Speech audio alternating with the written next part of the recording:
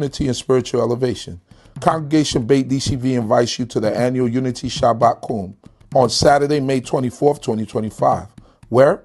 At Shelf Lofts, Brooklyn, 120 Hamilton Avenue, Brooklyn, New York, 11231. This day is dedicated to praising and glorifying the Most High Yah, bringing together congregations, guests, and truth seekers in a celebration of unity, love, peace, and harmony. Join us for heartfelt prayers, inspiring teachings, and uplifting music that will resonate with your soul. Be part of this transformative experience that strengthens our community bonds and deepens our spiritual connections. For more information and to reserve your spot, call us at 347-622-9090 or email us at info@baitdcb.org. Let's come together in faith and fellowship at the Unity Shabbat Kum. You won't want to miss it. Shalom. By the rivers of Babylon, yeah, we sat down and we cried when we remembered Jerusalem. We were sick, Lord, near to dying.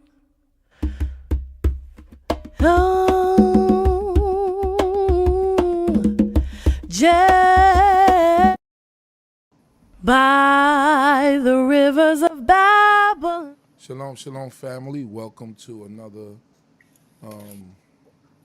Tanakh review. My name is Uziel Lewy, one of the teachers of Congregation Beit CHOKMAH BINAH, located in the Red Hook section of Brooklyn, New York, giving all honor, glory, and praise to the Most High, King of the universe, for life, food, clothing, and shelter, knowledge, wisdom, and understanding, thanking the Creator of heaven and earth for all things and everything.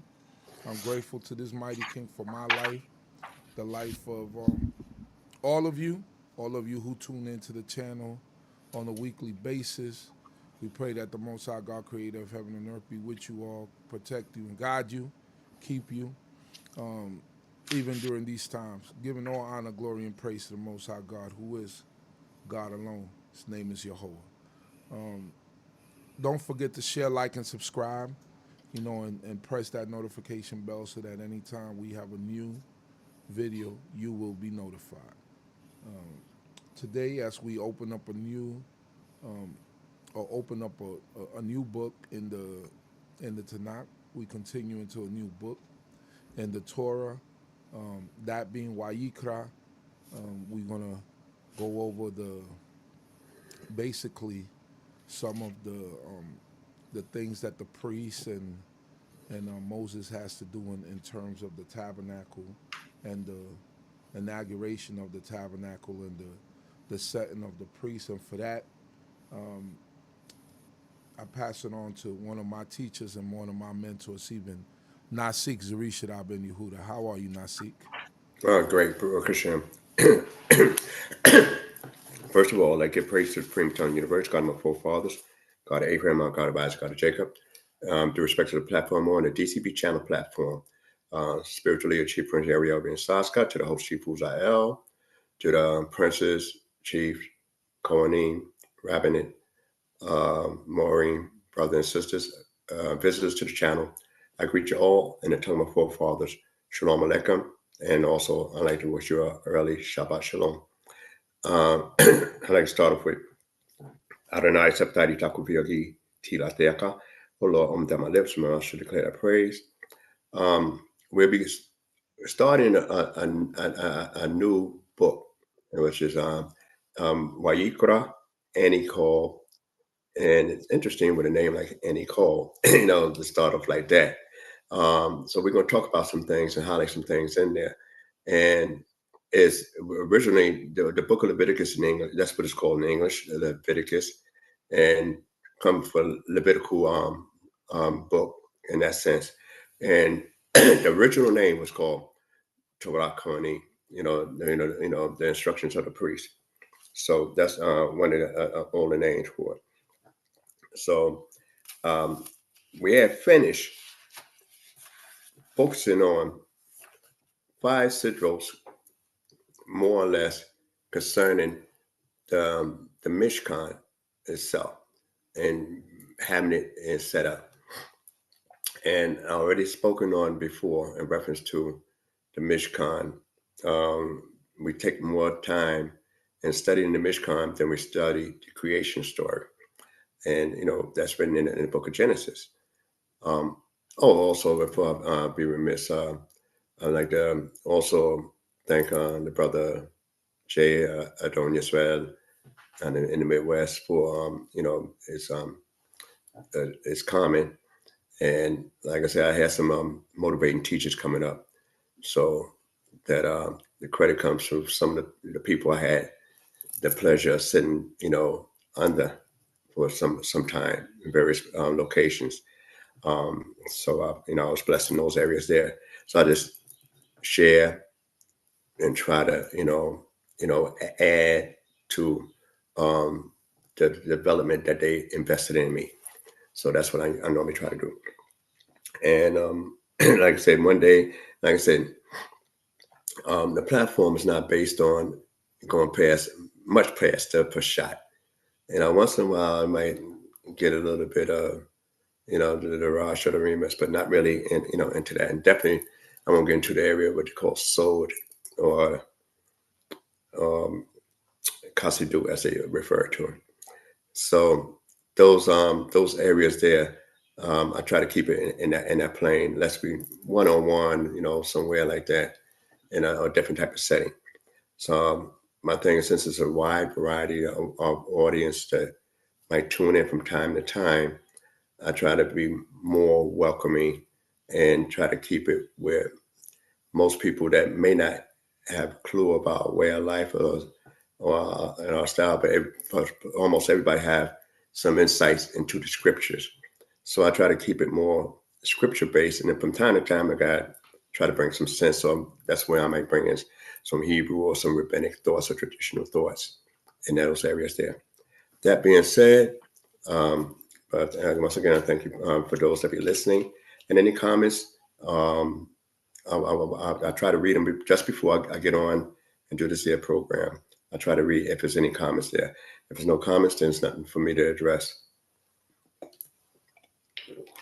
But if you have any thoughts on it, it helps me to try to address those concerns and maybe make a better presentation in some areas where I take for granted people may not have, might not realize it. I might not realize, that I'm not presenting it as well enough, where my thoughts might not be conveyed as well. So now we're back into the beginning of the book of Leviticus. Now, what's interesting is that we seem to have everything in a different position, and that has a lesson to be learned behind that, because now when we was dealing with the Mishkan, we talked about the furniture just before we talk about the building. What's going to go in it, and its accessories to that thing. And then we talk about the building. Now, when we got the building material already, and like I said, it's important for us to realize that a lot of stuff may not be in chronological order. So you got to really pay attention and read through the scriptures. And I know a lot of brothers may not like to read about, the tabernacle, and sacrifices and stuff, or because we're so far removed from that kind of action today, since the temple been the second temple was destroyed over 2,000 years, more than 2,000, almost 2,000 years. Almost 2,000 years. We figure 70 CE, and we only in the year 2025.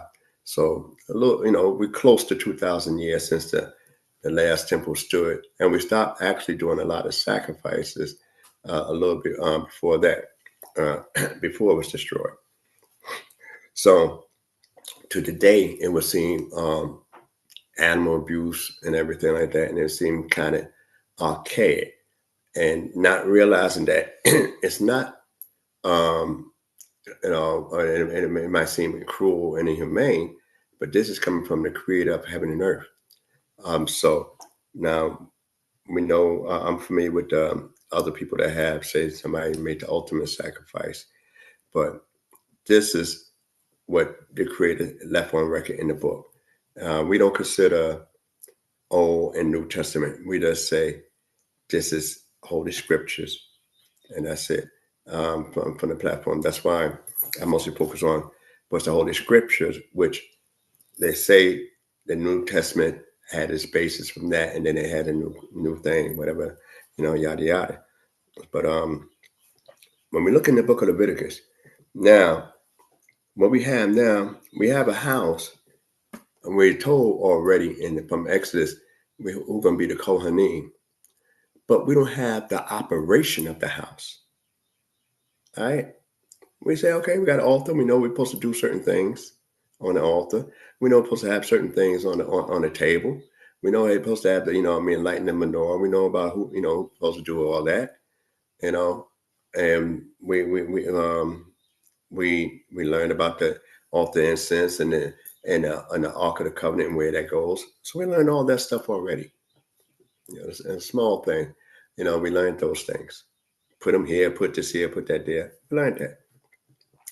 Now we learn who we're supposed to be working with it. All well and good. We learn how they should be dressed to a degree. All well and good. What the clothes look like. But now we're going to say, and now we're learning how this thing operates, how you function within this house.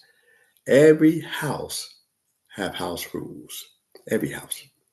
Your house, my house, your mama's house, everybody's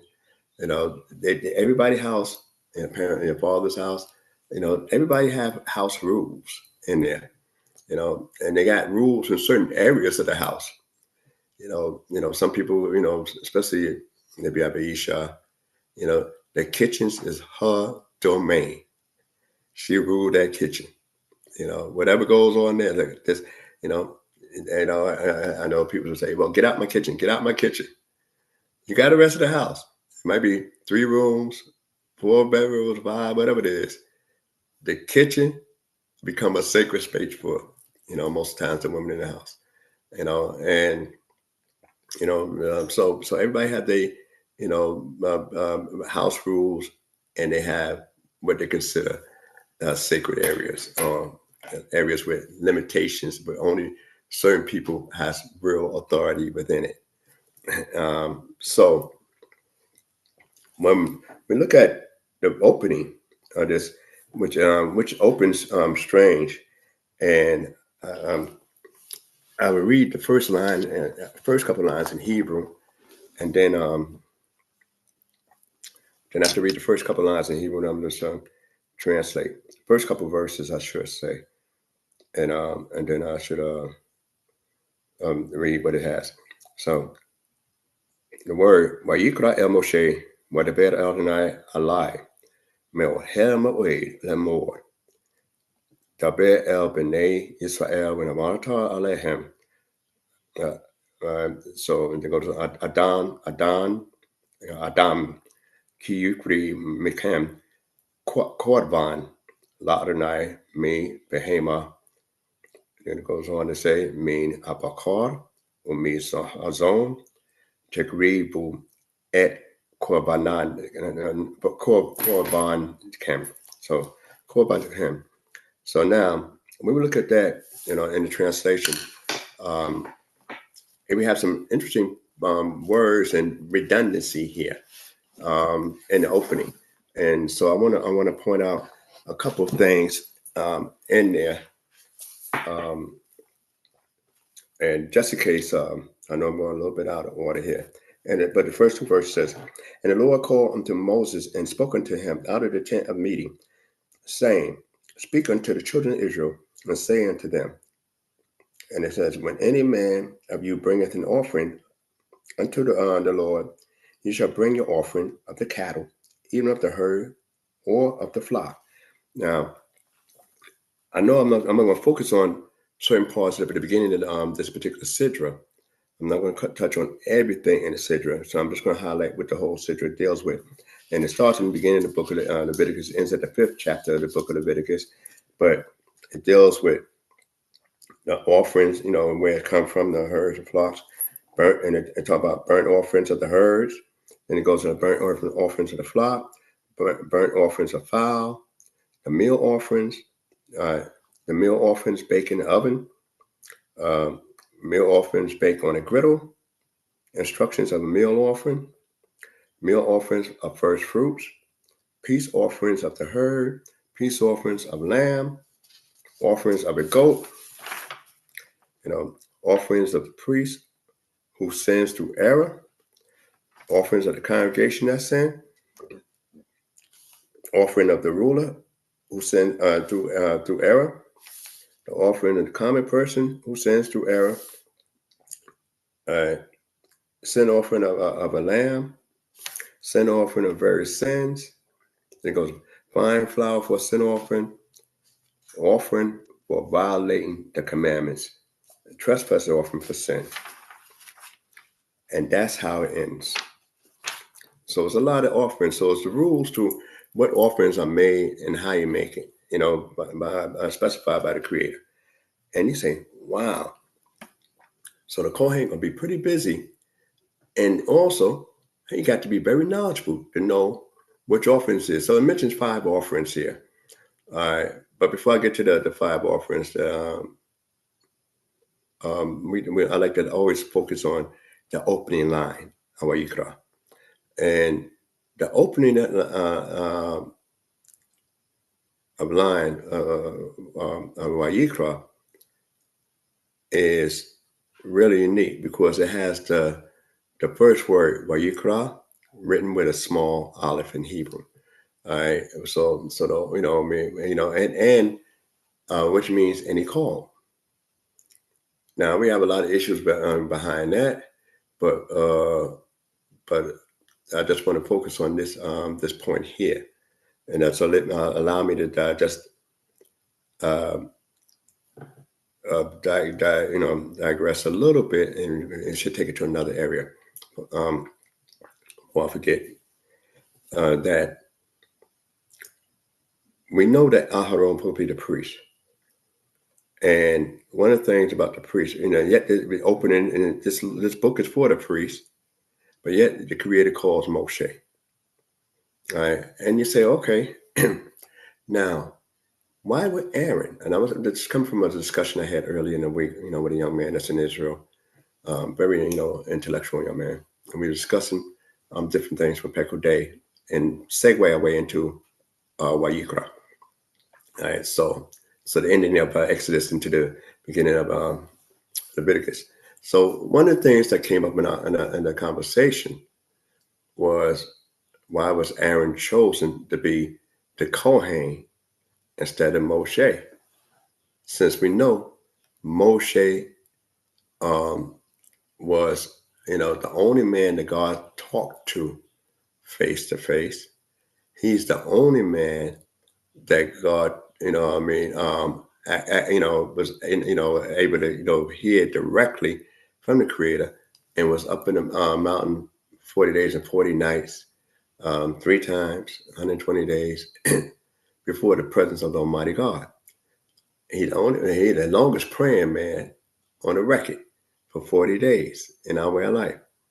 So now, when we look at that and you say, okay, why wasn't he chose, and his children chose, to be Kohanim, the priest, as opposed to Aharon? And we know that Aharon, yes, he was willing to do whatever God wanted him to do for him. Whatever God say, Aaron was very, very, accommodating to the word of the Creator. Moses was reluctant to do certain things in the beginning. So we read the beginning of when his first calling. And what's interesting is that, though we know Moses didn't want to answer the call in the beginning, he wanted to send somebody, he wanted to create a choose someone else. That's not a sin that he did. When he left Egypt, after he slain that Egyptian, it was a violation of Egyptian rule, but we don't know, the Creator didn't use that as a sin for him. I also want to bring up some things in reference to him. Though he violated Egyptian rule, that's why he had to leave. It was a law by Egypt. The Egyptian could do what he wanted with a Hebrew, and yet you had this Hebrew slaying them and burying them. All right, no due process. So he violated their law. Now, when it came, and Moses knew he was about to step into a different arena when he did that. So when it came to that area there, and they fled, and he didn't want to go. And we noticed that when he was lingering to go back down to Egypt, and he stopped at the end, it said, and I'm just bringing up this thing so we could think about it as we go further into this chapter, is that the Creator sought to kill Moses, sought to slay him. Now, I spoke on, he delayed and everything like that. He took a little stall time, because, an end, lean also means to stay, So it's, but that in itself, his wife saved him by circumcision of of one of his sons. So now, you say, if the Lord sought to, that's strange for why the Lord sought to slay him. Since when the Creator got to look for a way to slay you? If you violate strong enough, then okay, you condemn yourself. So I just want to bring those things out, and you can discuss those more with your various teachers and your various congregations. So you figure, to this point, when Moses had come down with the second set of tablets, and they had built the Mishkan, Aharon and his sons are going to be the Kohanim. Then you say, why? Why would that? And that's what some people might ask, in that sense. Not just dealing with the lineage, where he married within the immediate Israelite community, and even the grandson Pinchas married within the Israelite community, but they lineage has come from a law that would be violated after Torah was given, which was their father had married his aunt, and that's the product of Miriam, Aharon, Aaron, and Moses. So that's to be a small matter. And I'm just leaving these things out here for you to discuss amongst one another. So the thing is that Aaron built the golden calf. We read later on that God wanted to kill Aaron at that time. Not sought to kill him, wanted to kill him at that time. So what I'm leading up to, and as we get into the book of Wayikra, and I'll tell you about that in the order, because when the cloud took over the tabernacle, and the tabernacle erected and fully in its presence of functioning at this time, that its function, after Aaron was fully consecrated, which we're going to read later on after we get to the book of Shemini. So what we find here is that Aaron sinned, and yet he's a high priest, and all the nation's sins can be on his shoulders. He's responsible for the whole nation of Israel. So you figure, when Moses couldn't enter until God called him as one man, he carried the weight of 600,000 men of war. So over 3 million people, just men and the women and the children, he carried that weight.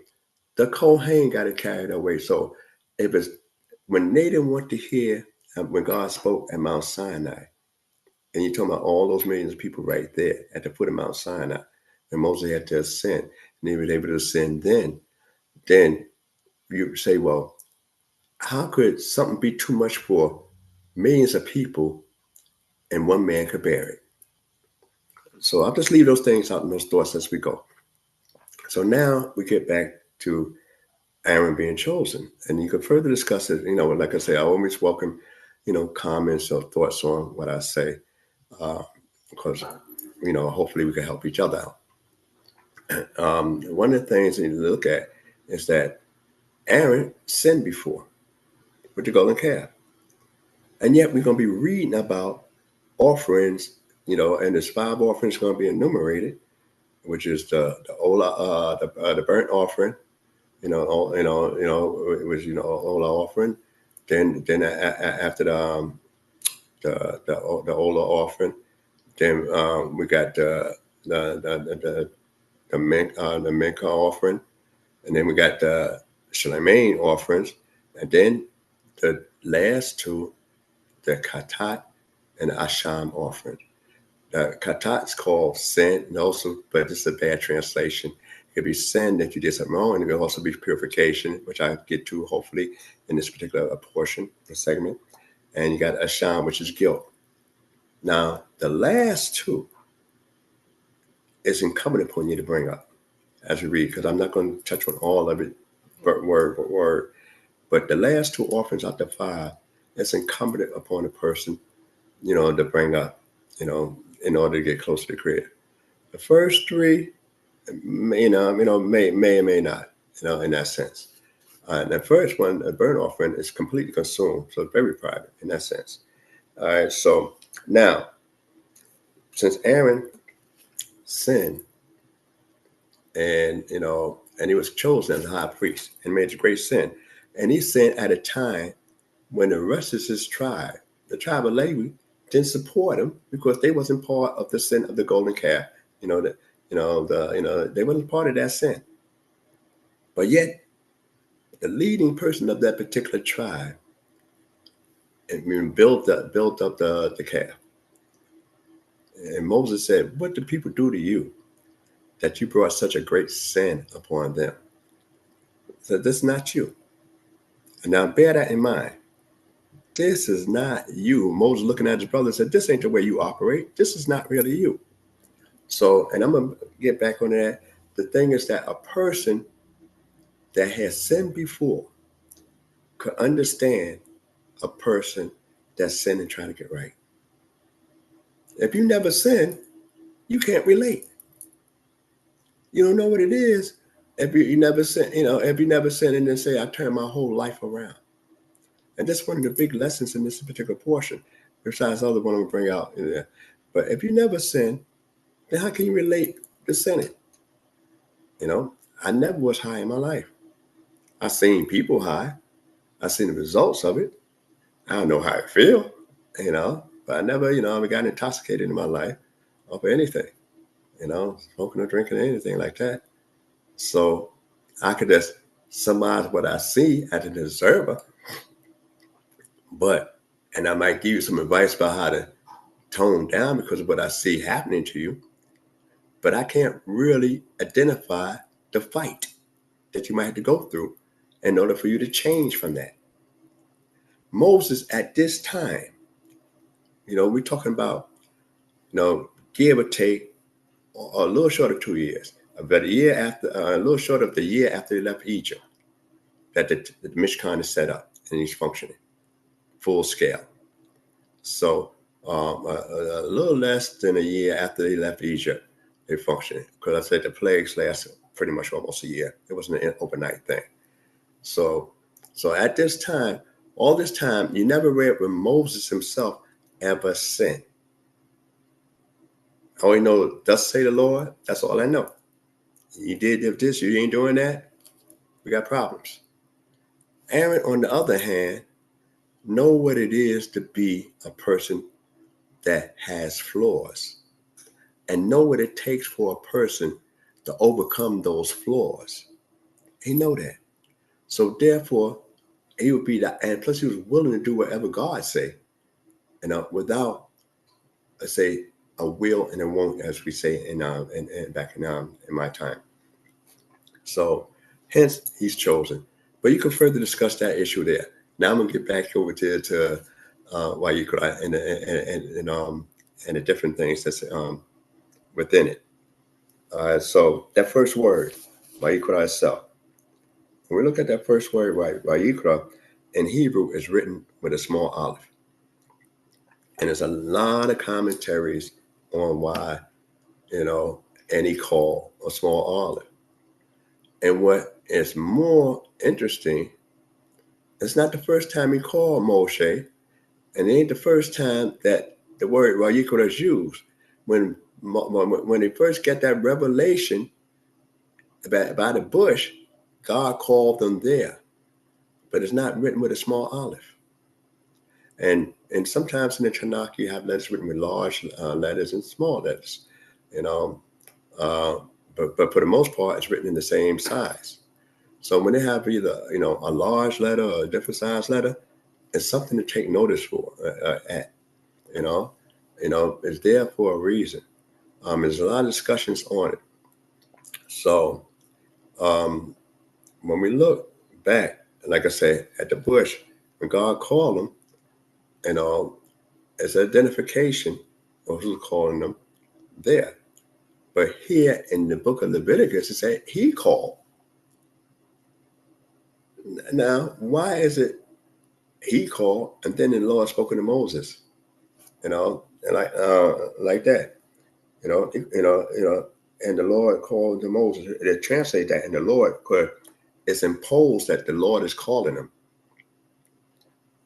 But in Hebrew, it's just said, and he called. And that's and then if you call, then why say, speak unto the children of Israel? If I heard you, then it seemed like I don't have to repeat. I call you, I'm telling you something. So there's a lot of debates about the etiquette and stuff like that, because the Creator called him at the time when he could not go into the Mishkan because of the cloud filled the place and everything like that. And he called him to approach, at that particular point in time. Now, there's a lot of things about the small olive. Is that without the olive on the end of that word, it could be Wayikra. And Wayikra means in Hebrew, translated, it means and they encounter or happen. Something just happened, like an encounter, just bumped into something, and so they have a big discussion about why is the olive small on the end instead of the same size. And it's there for a purpose. So that's why they had this big discussion on it. Sages, people that, look at it and discuss different points in the scriptures, and when it was never used before. And the word, could, if the olive disappeared, it could be just the word Wayikra. Wayikra, which means, and it happened, he encountered, bumped into. And and if the shoresh, hoof, resh, bait, that's the shoresh for that word. And I have a lot of words, even from combative to close,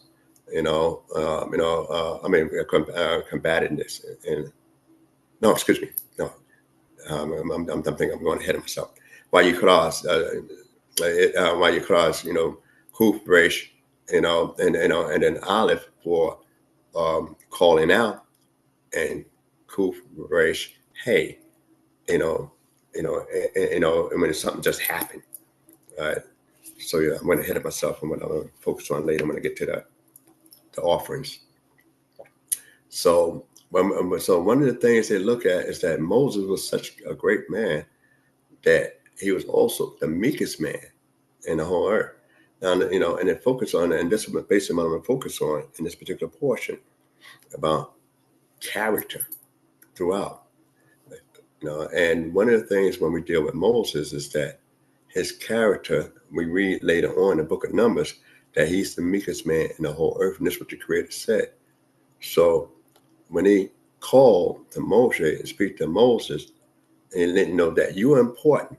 You might not want to be important. Some say, well, Moses didn't want to seem that important. And according to most viewpoints, is that so he didn't want to use the olive like he's really important, because God endowed him with certain things, and if everybody else would have endowed the same quality, they might have did more stuff. So Moses, didn't want to be recognized on that level. So he wanted to leave the olive out, according to, some viewpoints. But being the creator demanded that the olive be, on the word be written that way. Moses compromised by saying, putting the olive in a small letter instead of big. Because to be called, to be singled out, that means you're unique, you're personal, you're outstanding. And then I need to speak to you and I'm going to call you and call your name. And then I got a message. So it's courtesy, and that's a form of etiquette. Now, we find in the book of Chronicles, Adam, the name Adam, the first man that was made by the creator. Most books, you won't see it. You just see the English letter A in extra large. But in some old Hebrew texts, and you will find that in the book of Chronicles, First Chronicles, when talk about the generations, you find that the word Adam is written with a large olive in the front. And when you don't find it in your book, like in some books, you might find a little asterisk right next to the word Adam. And they know that basically it's just saying it was written different. But most people don't have the scrolls with the Chronicles, the regular, to see how it's actually written. But originally, some people that had it was written with a large olive. So, and they say because Adam was more intellectual than even the angels, because God had hands on making them and endowed them with authority to name stuff that he produced. So, and said whatever he named it, that's forever. That'd be the name. And also he gave him authority over all those creatures that was here before him. Angels was before us, and yet they didn't have no authority over us. So Adam, great as he was, he failed when he ate the forbidden fruit, ate from the tree of Da'at, the tree of knowledge.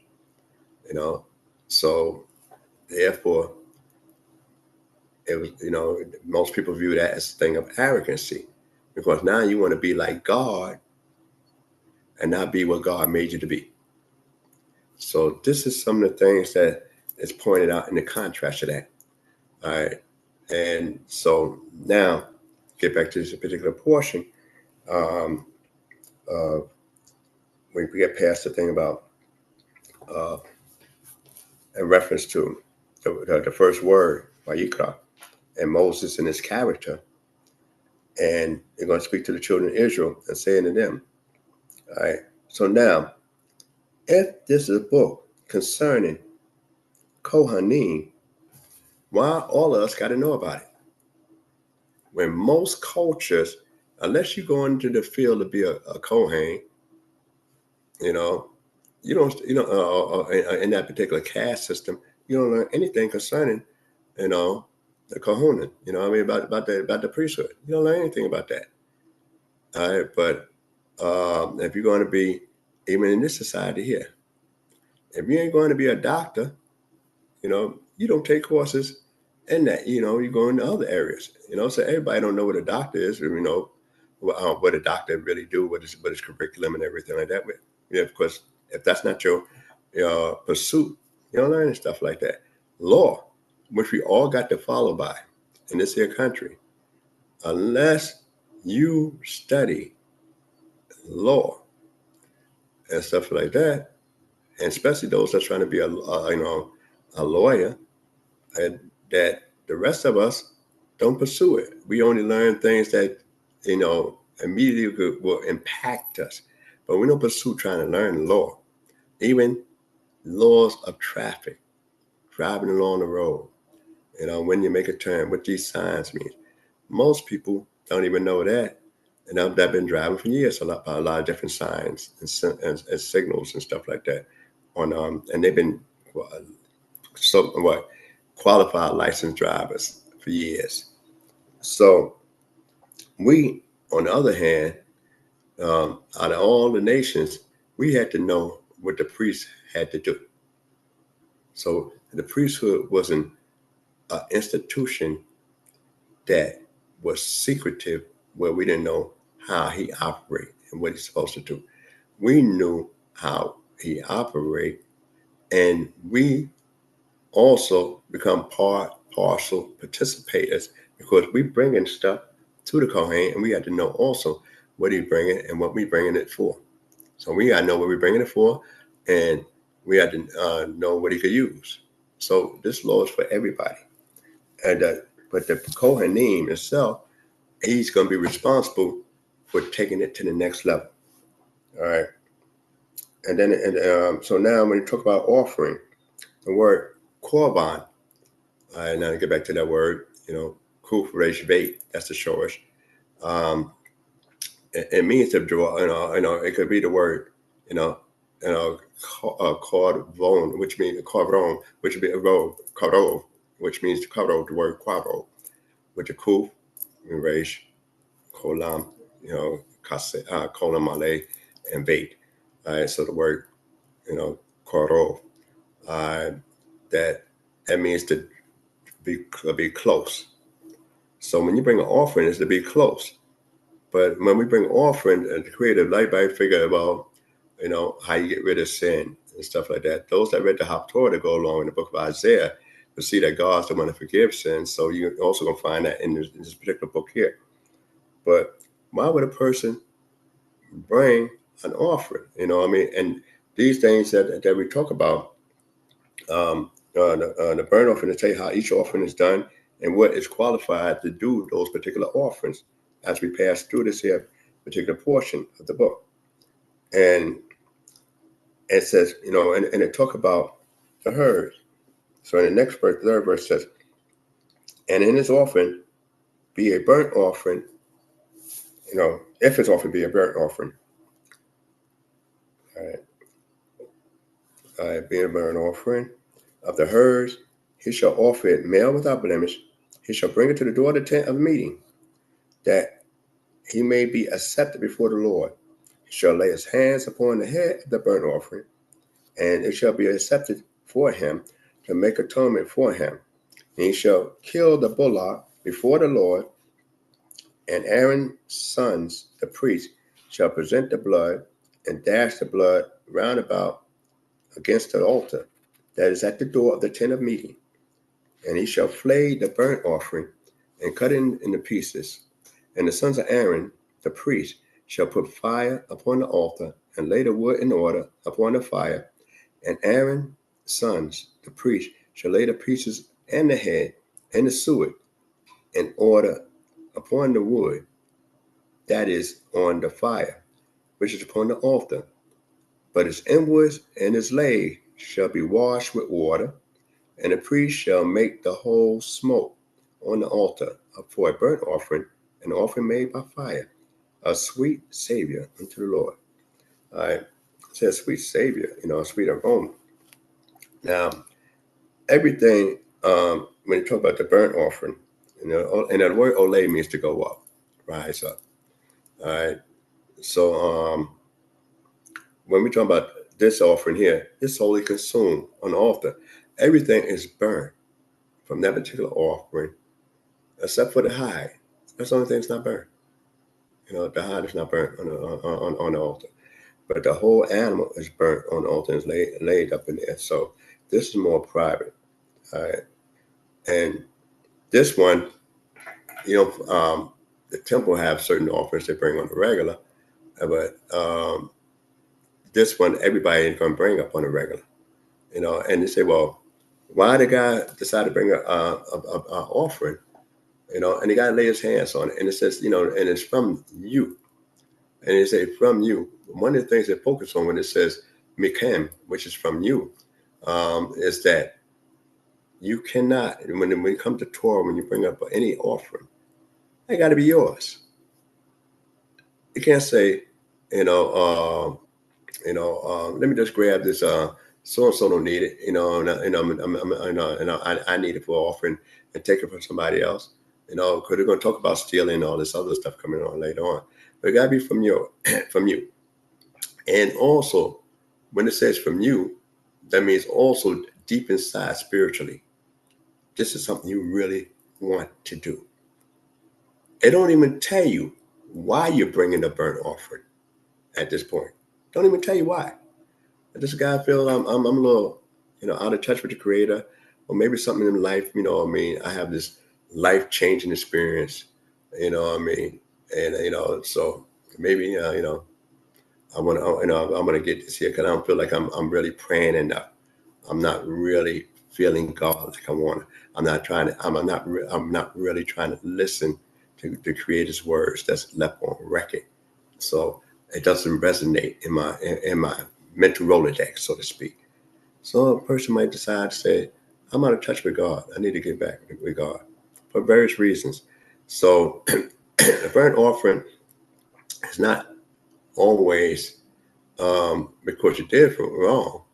Because we read in the book of Job that Job used to bring a burnt offering for his children every day, just in case they cursed God in their heart. He never heard it, never seen it, never witnessed it.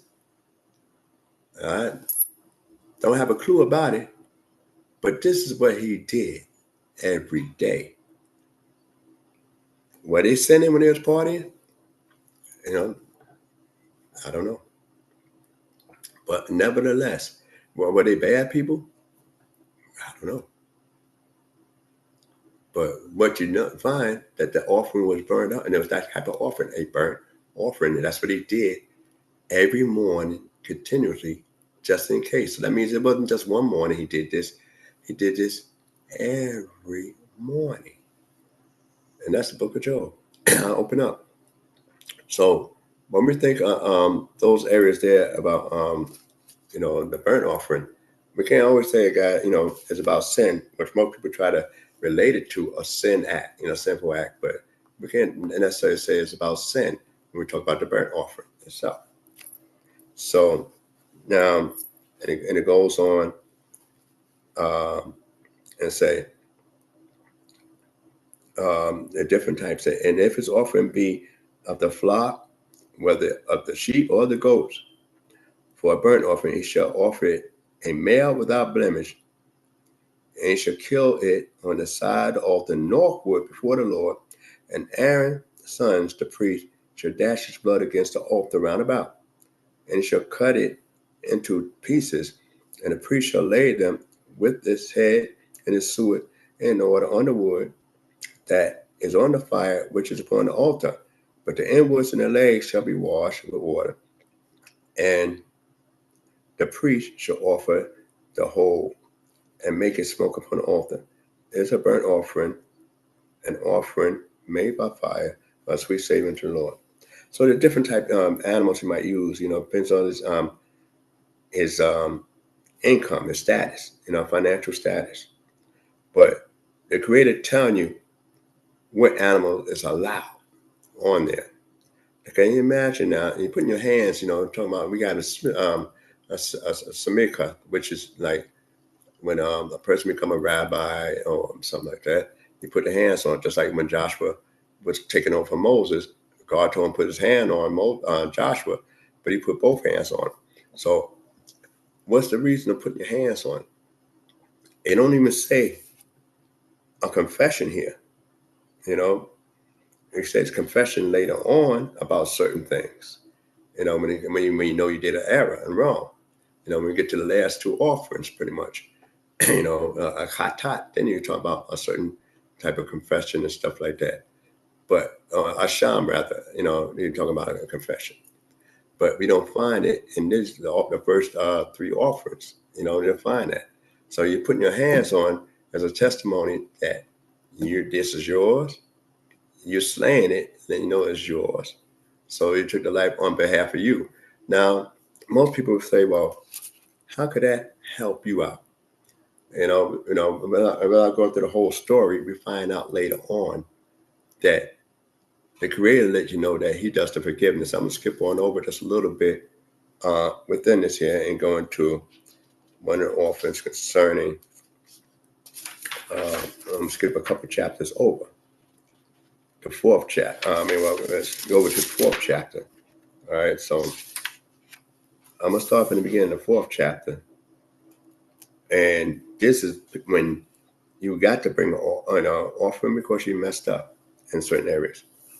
In the 4th chapter of Leviticus says, and the Lord spoke to Moses, saying, speak unto the children of Israel, saying, if anyone shall sin through error, Bekagash, that's the word, Bekagash, in error. And any of the things which the Lord had commanded not to be done, and shall do any one of them, if the anointed priest shall sin so as to bring guilt upon the people, then let him offer for his sin, which he has sinned, a young bullock without blemish unto the Lord for his sin offering. All right. So now I'm not going to read the whole thing on that point. I'm just going to stop right there. Now, how is it? How do I understand that you do something wrong, but I'm included in that accountability? I'm become accountable because you did something wrong, and you are the Kohen. And this is really strange because we started using that Proverbs later on. As we read, in the book of Ezekiel, the children ate the sour grapes, the father ate the sour grapes, and children teeth put on edge. We can read it about Moses' time, that same Proverbs. But the thing is that they looking at this area here. The priest was Aaron throughout the 40 years. Only thing he did when they did bring that big sin upon him, and we find that in that area there with the golden calf. We know that happened with the children of Israel. But the thing is that a priest could give you bad instructions. Bad instructions. And that's why I said priest's lips should keep knowledge. He may not intend on giving you, and they talk about sin offerings for a mistake. I thought I understood. I got this wrong. But it used the adverbial clause, if the priest sinned, because he carried the names of those 12 tribes on his shoulders and on his heart, tied to his heart. So when he sinned, it makes it bad for everybody else because he is the, intercessor on behalf of the people to the Creator, to represent the people, as I said before. So he's told to bring a sin offering, and they talk about a young bullock. And which is strange is that for the priest to bring a young bullock, don't you think that's reminding me a little bit too much of the golden calf? I got to bring that up. But it wants you to resonate how deep and how serious your role as a leader is. When you're representing, the people and trying to present them to God as your role as a leader. I'm not a Kohen, but I'm saying the Kohen himself have to bring up the very item, a young bullock. The calf is young. And the calf is young. So that's reminding them constantly. And it should keep you in a humble state. But let's move on just a little bit further. I want to skip past him and go to the 13th verse. And it says, of the same chapter, and if the whole congregation of Israel shall err, the thing being hid from the eyes of the assembly, and do any of the things which the Lord hath commanded not to be done, are guilty. When the sin wherein they have sinned is known, then the assembly shall offer a young bullock for a sin offering, and bring it before the tent of meeting. And the elders of the congregation shall lay their hands upon the head of the bullock before the Lord, and the bullock shall be killed before the Lord. And the anointed priest shall bring the blood of the bullock to the tent of meeting, And the priest shall dip his fingers in the blood and sprinkle it 7 times before the Lord in front of the veil. And he shall put the blood upon the horns of the altar, which is before the Lord. That is in the tent of meeting. And all the remaining blood shall he pour at the base of the altar, a burnt offering, which is at the door of the tent of meeting. And all the fat thereof shall he take off from it and make it smoke upon the altar.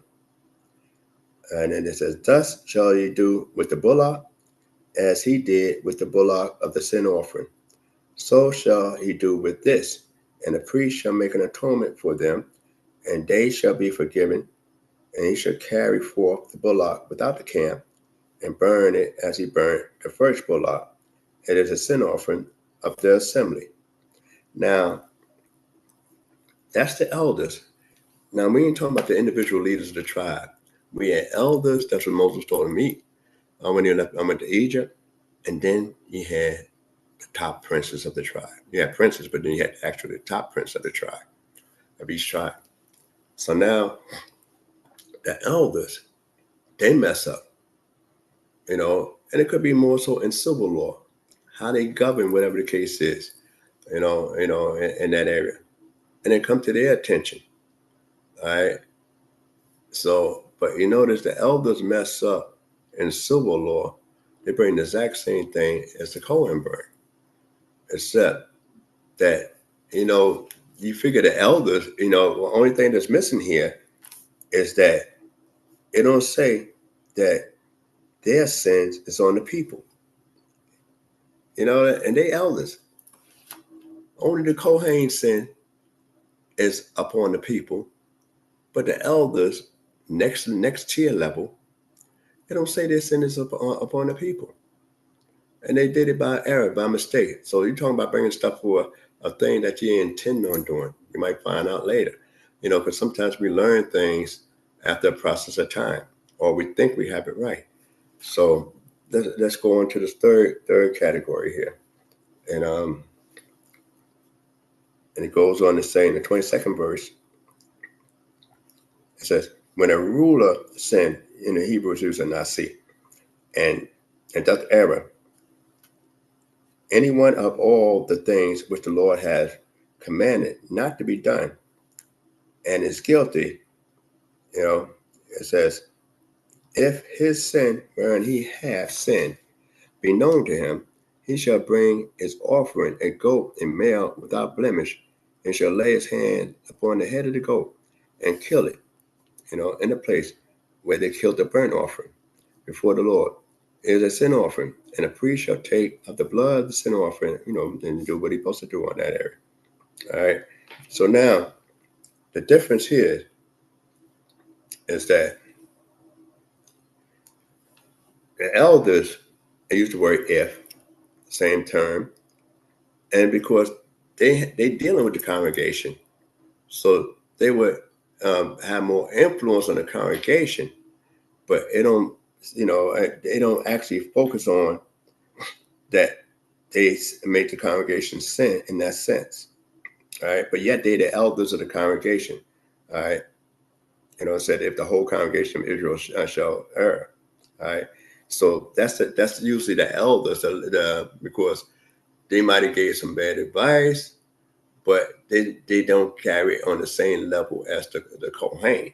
Though the congregation itself will be impacted if the elders of the congregation is messing up. It would be impacted because there's going to be a trickle-down effect. When it comes to the ruler, it says when he sinned. The first two, the priest, if he sinned. When it comes to the assembly, a bunch of people, the elders, getting together and talking, it's not likely they're going to sin. That's why it says if they sin, because you got other minds working. So there's no big eyes and little U's.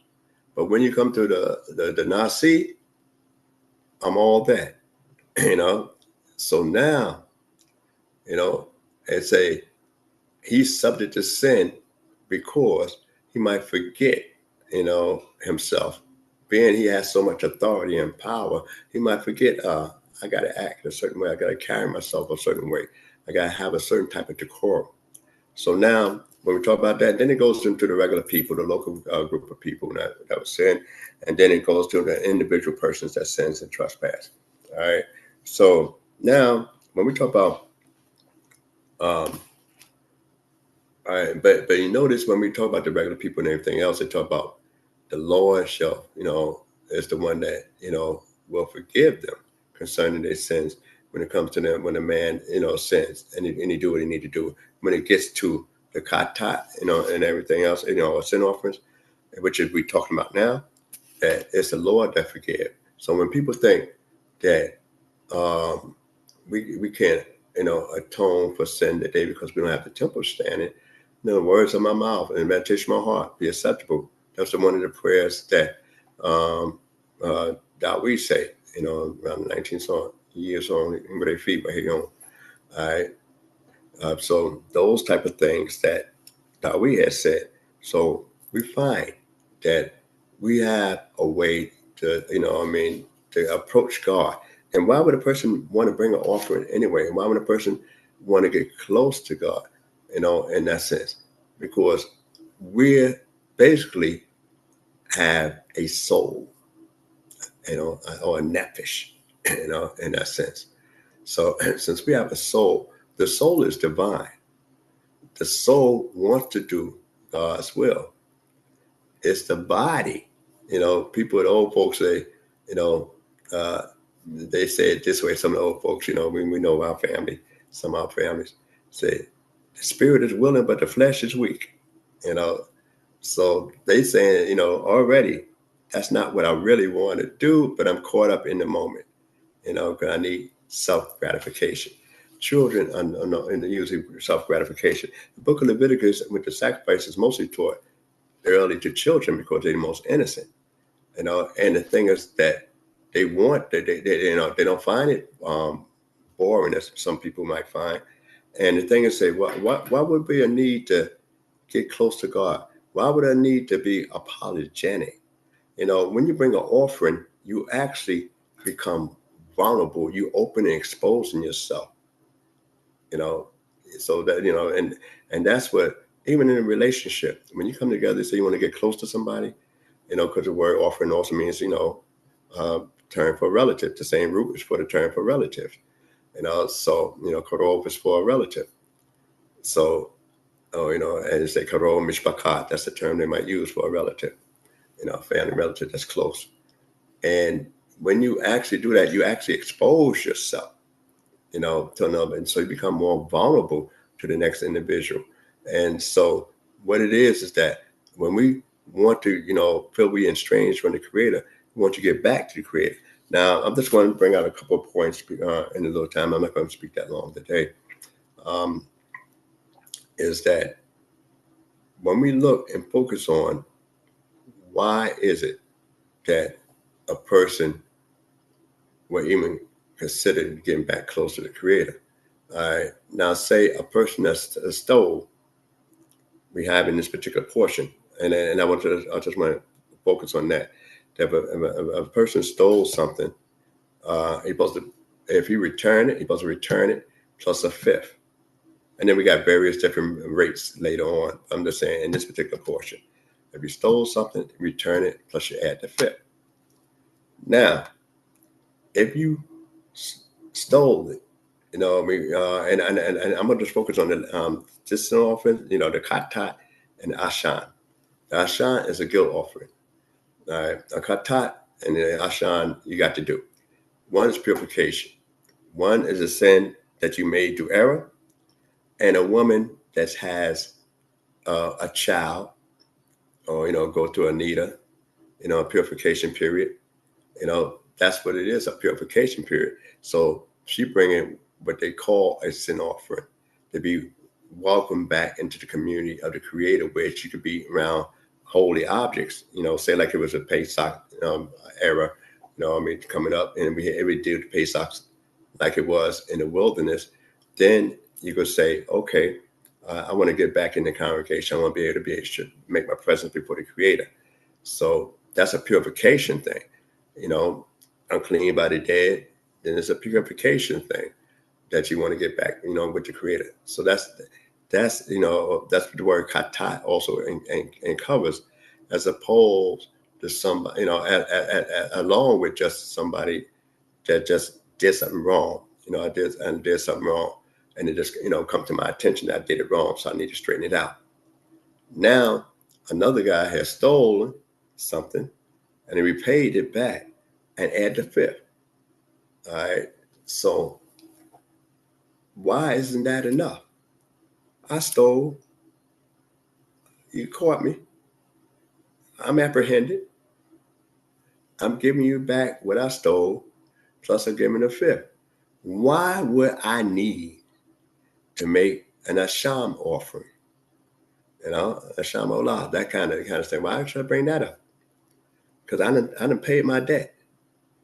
It's not enough in our way of life before the eyes of God just to pay your debt, and then, not try to get closer to God, and that's why, after that, that's why that offering is there. And also, when we talk about Shalom, I skipped over the Shalom offerings, whenever it comes up. I skipped over that. I focused on the last two instead of the third one, which is Shalom, which is peace offerings. And Shalom means peace, whole. That's the third type of offerings that's mentioned there. And you get a chance to enjoy those offerings. Maybe you was sick and you recovered and you want to thank God and you bring something off, say, all right, I'm feeling good about myself, or I got this dynamite job, or, I've been married for X amount of years. So I want to thank God that my marriage lasted so long with the ups and downs. I never thought I would have made it, but it made it with the ups and downs and lasted so long that I want to do something to thank God. So I'm going to bring, a Shalom offering, and, part of it goes on the altar, and you can invite people down and come and get a portion, and you get a portion. So it's like having a big kiddish or celebratory thing. Said, yeah, I feel good about myself. I'm very thankful. That's, I feel like I accomplished this. So that's a Shalom offering, because that's the one I had overlooked and went straight to the Katat, because that's the one that addresses first here, in that area there, before the Shalom offering. And I went and skipped over to the Katat offerings. This offering first, which is the most important, because the Creator wants a man to be able to come back and, into His grace. The Creator wants you to be able to, be in His presence. The Creator wants a relation. That's the reason why the Mishkan is built in the first place, so that the Creator can have a relationship with us. So when we look further in the area, we could think about other areas now. One thing we also caution when I mentioned earlier about Mikam, from you, is that you can't steal, even if it's a wicked person, that is wrong, or steal from them and bring an offering and act like it's yours. You can't steal from them and give charity like if it's yours.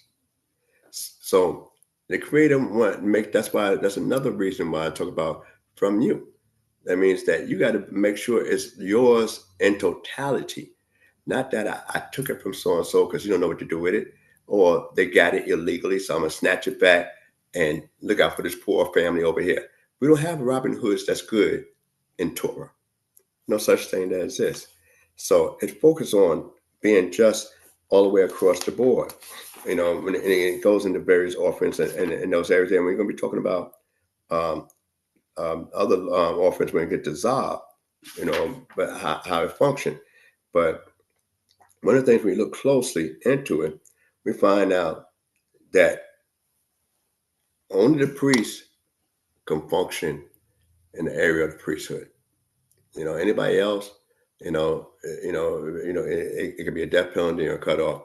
So it's a serious job in that area there.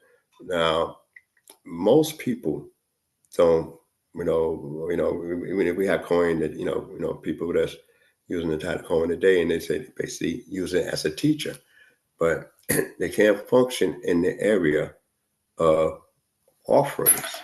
So when we were having our various congregations, I wanted to just bring this out. is that when we have various congregations that we attend, you should be supported to the movement. Like when you support the Mishkan in this building, it's still got to be, you support it once, you got to support it continually to make sure it flows from generation to generation. So these are some of the things we learn as we come into this particular portion in time. And that is only the Creator that actually does the forgiving, not us burning that up guarantees the forgiving. That's just a means, elevate. And we say, okay, how could taking a life save a life? Because we elevating the animal in the sense that we're using you for a holy purpose. Your blood is for a holy purpose. We are over that, so we're using this here to elevate it up because you don't know how to give God high glory and on the behalf. So I'm using you, to bring elevate you. And therefore I'm also elevating myself. So the thing is that the Creator doesn't get, fat. Can we say a sweet aroma to the Creator? What's the aroma that we're talking about? What is it metaphorically?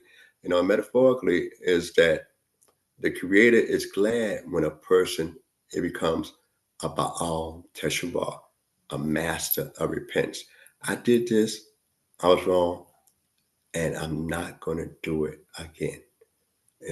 And that's becoming, and the reason they talk about this because, and then we had this Shabbat Parah, coming up, within one of the four Shabbats that we talk about. And yesterday was, Shabbat, Kodesh, which is the Shabbat before Pesach.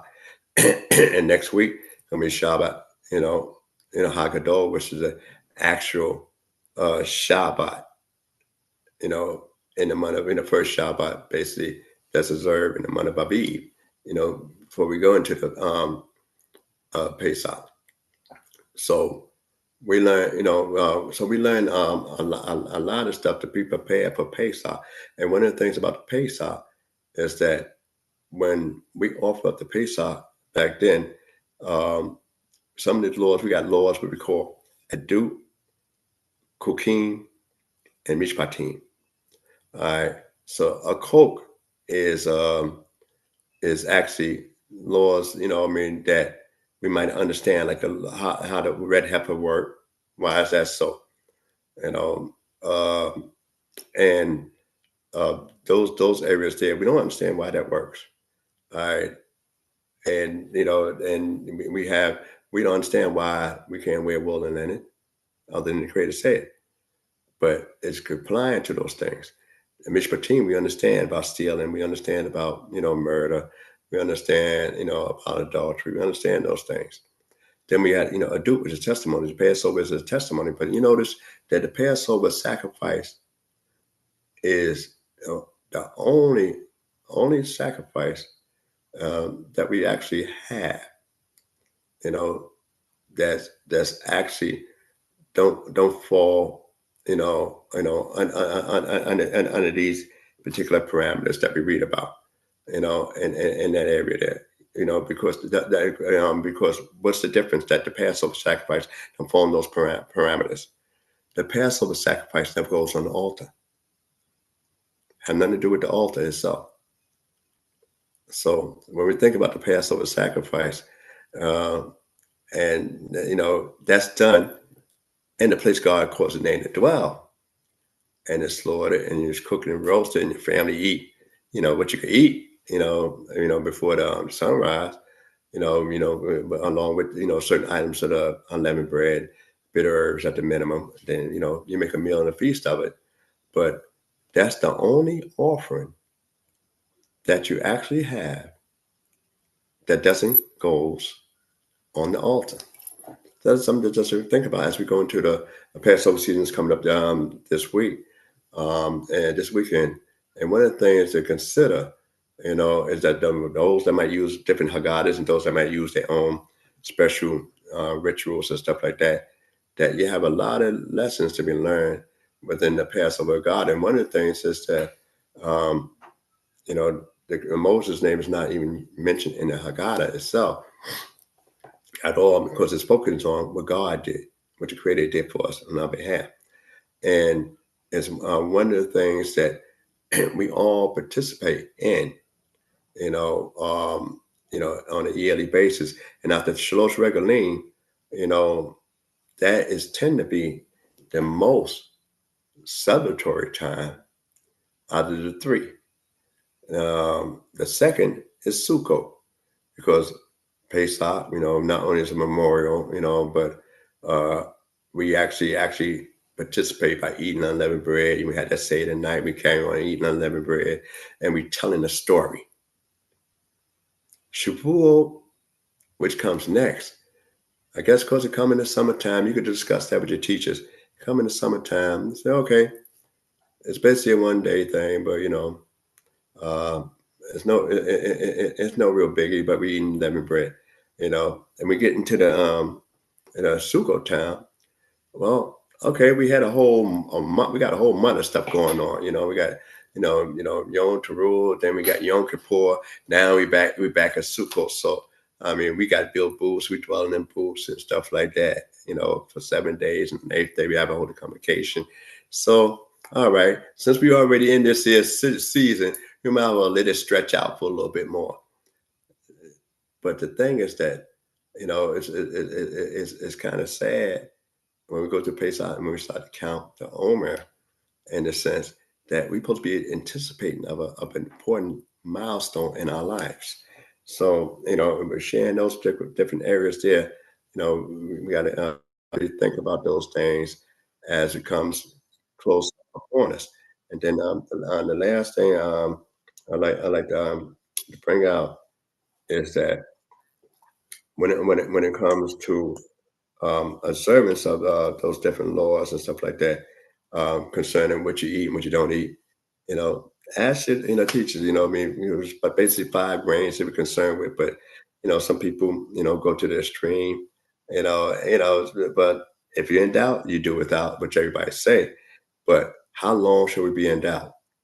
That's why you have teachers in your various places to discuss those different things of observance. And I hope everybody have an excellent Passover Seder itself, and coming in this particular season itself. And the last thing I wanted to say about the altar, 2 things we're not supposed to put on the altar is Sa'ul and honey, Dabash. So, Sa'ul and Dabash, honey. So it's 2 extremes. One is sour and one is sweet.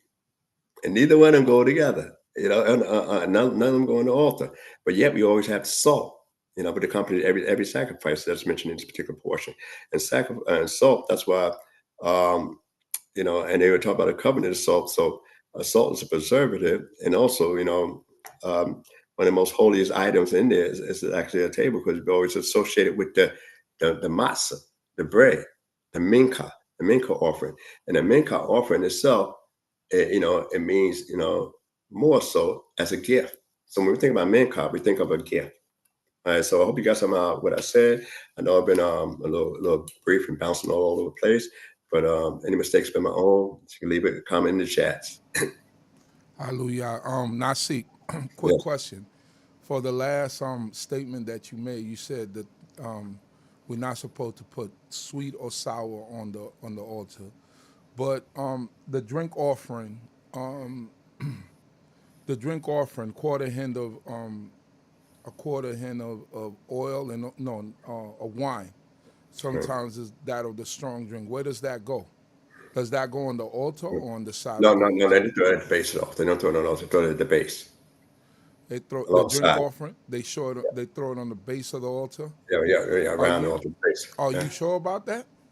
Well, if I'm not sure, so I'm sure somebody correct me.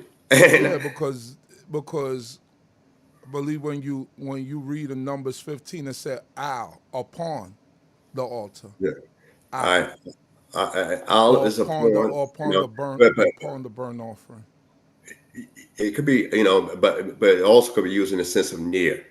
Olive also could be in the sense of near it. Don't necessarily have to be directly upon it. It could be near it. Also when we look at the altar, and I'm just using this as a reference, Okay. when the Most High God commanded about the incense altar, he said that you should not make burnt offerings, meal offerings, or drink offerings upon the incense altar. So that leads me to believe that that's what was done on the burnt offering altar. If Okay. God is commanding Moses to tell Aaron and his sons not to make any burnt offerings, or any meal offerings, or any drink offerings upon the altar of incense. Wouldn't you say that? All right. First of all, that's on the inside. Second of all, it Right. told you what it was supposed to be incense, and it gave you the formula for the incense. Yeah. Absolutely. And since it gave you the formula for the incense, that's all supposed to be done, and he does that twice a day. Right. And I and get so that. yeah. The other stuff has nothing to do with that. Even when he sprinkled from the altar, he sprinkled, towards it, towards the particle, into the screen. When he offered the sacrifice in this particular portion, No, he actually sprinkled with his finger.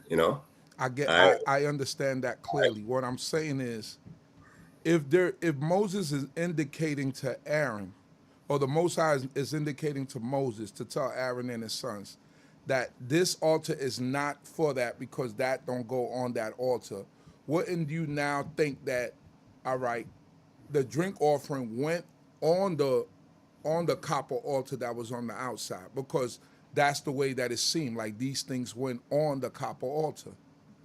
no, I disagree with that, but we got to do more research on it, and get Well, I back got to. another one for you to look at when you get a chance, and then I'm gonna let 2 Kings 16 with Ahaz.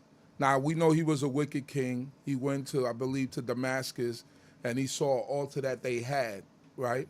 He saw an altar that they had, and he commanded the priests to design an altar that was equivalent to the altar that that was at the that they had in Damascus, not the one that was at the temple. And when he Right. came back and he made sacrifices on it, he put the burnt offering, the meal offering, and the drink offering on the altar. So I know people will say, well, he was a wicked king, but he only did what he saw, right? And what he saw was actually the daily offerings and the things that were offered during the holy seasons. But All that's right. Now, just if you pour liquid, you're gonna cancel out this stuff. That's number one. All not if it's alcohol. It's ethanol. It's right. flammable. All wine is not flammable. If you look at Okay. any cooking show, and when they pour wine into pots, it flames up. But that's an argument for another day. Yeah. Just like the olive oil and the grapes are both fruits, Yeah. right? And they both ignite. All right. You Now, could olive cook oil with itself. with both of them, and then one put out the flame. And especially, and if you throw strong drink, even has a higher level of alcohol, which is a higher level of ethanol, is going to burst into flames even more. But that's just that's just for Now, something for. when it comes to the olive oil itself, like that, that's the only fruit you get cold press oil, and it's used for lighting, and that's why it burns slow without a lot of smoke. All right. Right. Other stuff could be burnt up. Okay. A quarter The a quarter hand of wine is only about 32 ounces, and the size of what you're burning, that wouldn't douse anything, but that's for another day. You know what I mean? okay. And it has the ethanol on it, and it is going to flame up anyway. So Okay. All right. we'll But all, discuss that. all don't always mean a point to be also mean near, like next to. All right. Okay. That's what it mean in that sense. That's the area there. And no people in antiquity, no matter what offering they did, actually sprinkle liquid on the altar itself, the actual burn part. So that's why. I mean, oil is liquid. No, I'm saying they never sprinkle it. The oil is used only for burning for certain things, but not actually killing or dealing with the actual sacrifice in no antiquity. I mean, the only thing that they really told us to splash on the side of the altar was the blood of the animals. the oil, the wine is there to accompany it, but it's accompaniment, but it's not poured on it. Okay. Right, but go ahead. We could go back and I'm sure I'm getting some feedback, and I'll be ready. But All right, then.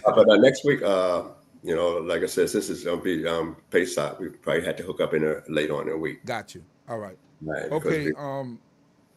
Toda Rabbi, I'm Nasik. May the Most High God bless you, and we pray that the Most High God be with you and keep you. Hallelujah. Everybody. All right. Shabbat shalom. Shalom. Shalom. Shalom, family. Mark your calendars for an extraordinary day of unity and spiritual elevation. Congregation Beit D.C.B invites you to the annual Unity Shabbat Kum on Saturday, May 24th, 2025. Where? At Shelf Lofts, Brooklyn, 120 Hamilton Avenue, Brooklyn, New York, 11231. This day is dedicated to praising and glorifying the Most High Yah, bringing together congregations, guests, and truth seekers in a celebration of unity, love, peace, and harmony. Join us for heartfelt prayers, inspiring teachings, and uplifting music that will resonate with your soul. Be part of this transformative experience that strengthens our community bonds and deepens our spiritual connections. For more information and to reserve your spot, call us at 347-622-9090 or email us at info@baitdcb.org. Let's come together in faith and fellowship at the Unity Shabbat Kum. You won't want to miss it. Shalom. Let's get knowledge, wisdom, understanding. We'll do our standing. All praises to the Most High, His laws and commandments. The CHOKMAH here to push it through your speakers. Judgment, truth, and love should be coming from the leaders. Yeah, knowledge, wisdom, understanding. We'll do our standing. All praises to the Most High, His laws and commandments. The CHOKMAH here to push it through your speakers. Judgment, truth, and love should be coming from the leaders. Yeah.